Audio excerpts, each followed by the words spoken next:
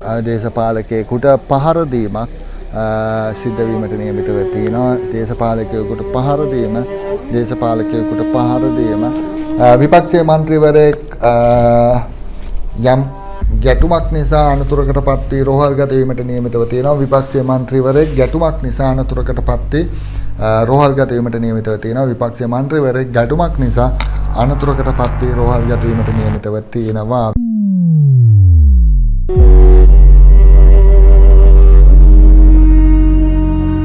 ජාතික ජනබලවේගයේ කොටගල සංවිධායකවරයා සහ ආධාරකරුවෙකු කොටගල නගරයේදී තමාට පහර දුන් බව පවසමින් එම ප්‍රාදේශීය සභාවේ විපක්ෂ මන්ත්‍රීවරයෙකු කොටගල ප්‍රාදේශීය රෝහලේ නේවාසිකව ප්‍රතිකාර ලබනවා. මේ අතර චෝදනාවට ලක්වන පුද්ගලයන් දෙදෙනාද නාවලපිටිය රෝහලට ඇතුළත්ව ඇත්තේ අදාළ විපක්ෂ මන්ත්‍රීවරයා තමන්ට පහර දුන් බව පවසමින් මේ දවස්වල හැමතැනම ලෙඩ නේද?